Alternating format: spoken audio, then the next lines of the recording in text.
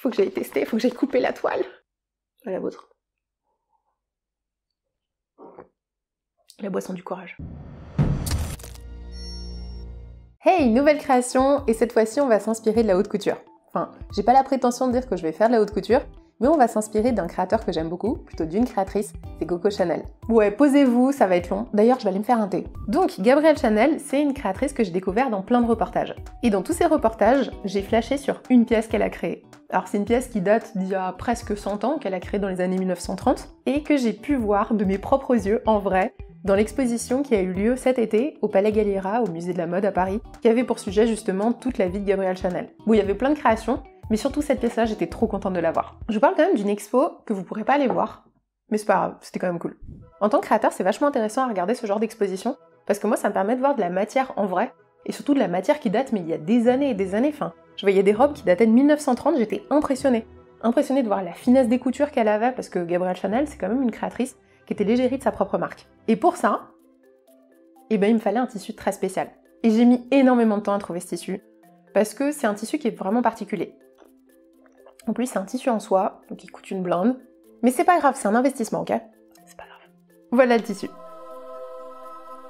Bon, ok, je le kiffe beaucoup, j'ai mis beaucoup de temps à le trouver, donc forcément, là, c'est un peu mon bébé, quoi. C'est de la soie, et en fait, c'est du jersey de soie. C'est-à-dire que la soie, elle a été tricotée de sorte qu'elle est extensible.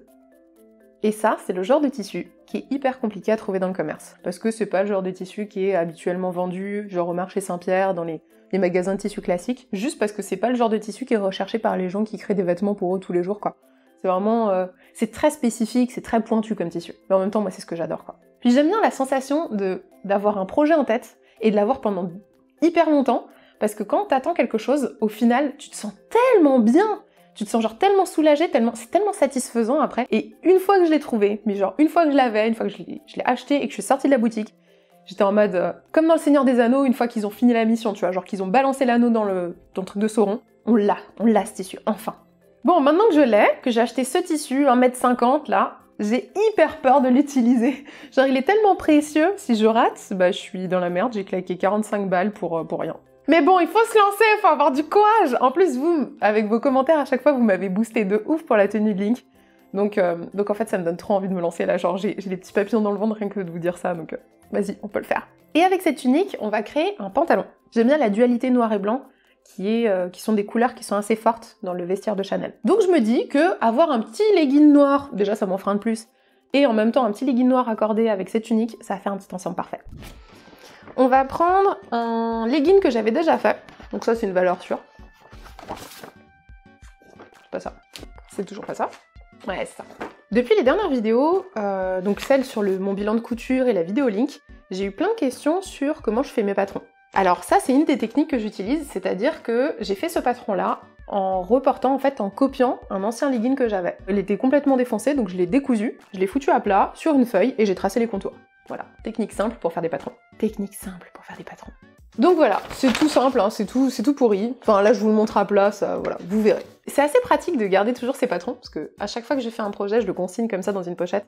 Et à chaque fois que j'ai besoin de refaire une pièce, je repars d'un patron existant et après je le réajuste. Pour la tunique, j'avais uniquement une seule photo en référence. En fait, je sais pas pourquoi j'ai pas pris 15 photos quand je suis arrivée dans l'expo en me disant qu'en fait, je la kiffe cette pièce. Mais je l'ai pas pris en photo sous toutes ses coutures. J'avoue que j'ose pas trop faire des photos dans les musées et dans les expos parce que je suis là en mode... J'ai trop peur que le mec il me dise « Non, prenez pas de photos », alors que tout le monde est là en train de sortir son appareil photo et voilà. Faut que je me décoince là-dessus. Alors, le patron de la tunique, il est là. Je l'ai fait avant de commencer à faire la vidéo parce que tant que j'ai pas le patron, je peux pas me lancer. Là, c'est pas une question de peur, de « Oh, je vais gâcher du temps » ou quoi. Non, là, c'est vraiment en mode... Il faut que je sache où je vais. Heureusement que je l'ai fait en avance, parce qu'il y a quand même 7 morceaux au total dans ce patron-là. Bon, je vais pas tout vous détailler, mais je pense que c'est bien. L'idée maintenant, ce serait que je fasse quand même une toile. Petit rappel de ce que c'est une toile, en fait, je vais découper tous ces morceaux-là dans un tissu qui coûte rien, et je vais essayer de juste le fixer avec des pinces pour voir ce que ça donne sur moi. Pour éviter, au cas où, si ma pièce ça ressemble à rien, éviter de gâcher le tissu. Fini de parler, c'est parti. Faut que j'aille tester, faut que j'aille couper la toile. À la vôtre. La boisson du courage. Alors pour la toile, comme vous pouvez le voir, déjà j'ai découpé qu'un seul bras, c'est histoire d'économiser un peu de temps et un peu de tissu. Je me rends compte que j'ai essayé un peu trop de reproduire la pièce de Chanel par rapport à mon modèle, donc je vais essayer de reprendre ça à ma sauce et de faire ça comme je le sens. Bon, j'ai rajusté mes patrons, c'est bon, ils sont clean. Maintenant, go découpe. Et je commence par le legging. Cette technique d'épinglage, plus j'épingle et plus je m'allonge.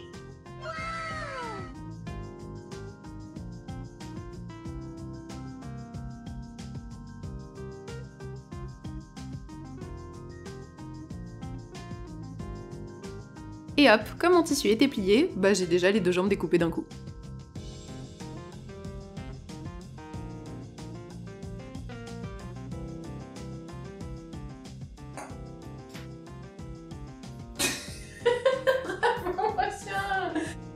Je le savais pas avant de placer mon patron sur le tissu, mais j'ai eu trop de chance sur ce projet, parce qu'en fait j'ai eu juste pile la quantité parfaite.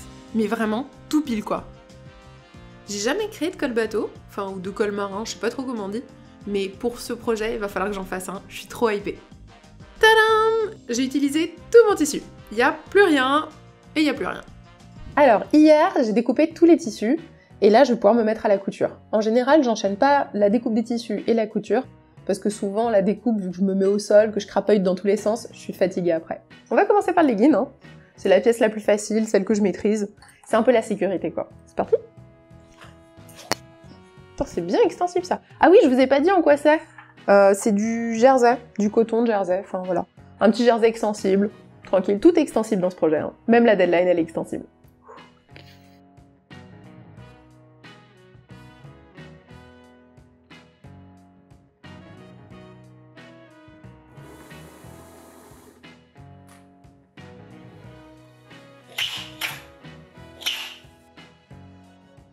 Ce que je kiffe trop avec les leggings, c'est que t'as pas de fermeture éclair à poser. Là, c'est juste un élastique à la taille. Le genre de truc que t'enfiles vite fait, trop pratique.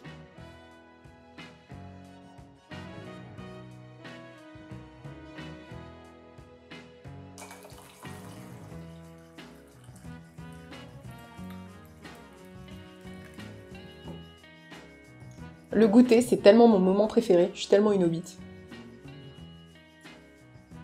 Quand je fais des pièces comme ça, j'ai trop besoin de faire une pause, parce que mentalement, ça me permet de couper totalement et de me dire genre c'est bon, il y en a une qui est terminée, et je passe à la suite. D'ailleurs, ça me fait penser à un truc, c'est que récemment, j'ai découvert Angelina, le thé là, que j'ai. C'est un salon de thé que Bacabou m'a fait découvrir, et c'est trop stylé, c'est trop cosy comme ambiance. Alors, perso, je peux pas trop manger de trucs là-bas, parce que je suis intolérante au lactose, au gluten, plein de trucs. Mais c'est cool de pouvoir y aller et de s'imprégner de l'ambiance. Et leurs thés, ils sont trop stylés, je suis trop amatrice de thé là. Trop cool. Petit biscuit maison aux amandes, trop stylé. Pour coudre la marinière, je vais utiliser ce fil de soie que j'ai trouvé dans la plus vieille mercerie de Paris. La légende raconte que leur plus vieille facture date de 1836. C'est trop RP. Bon, j'ai setup ma machine, donc petit fil de soie. J'ai pris aussi une aiguille à jersey, donc une aiguille spéciale pour la machine qui est habituée pour les tissus qui sont naturellement extensibles. Et j'ai pris aussi ce qu'on appelle un pied téflon, donc ça change de mon pied habituel, puisque normalement j'ai celui-ci. Ding.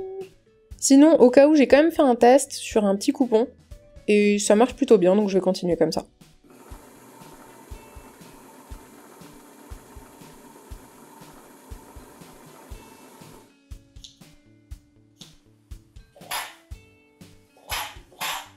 Bon allez, go, plus qu'une dernière couture et c'est fini.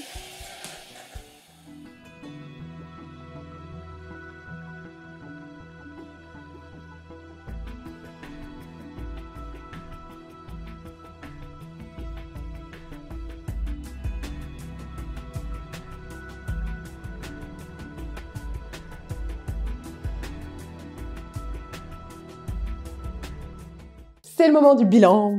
3 jours de couture. Un goûter, un legging.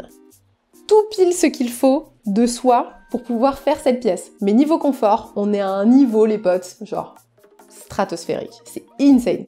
C'est trop confortable. Genre la soie comme ça, elle est tellement confortable.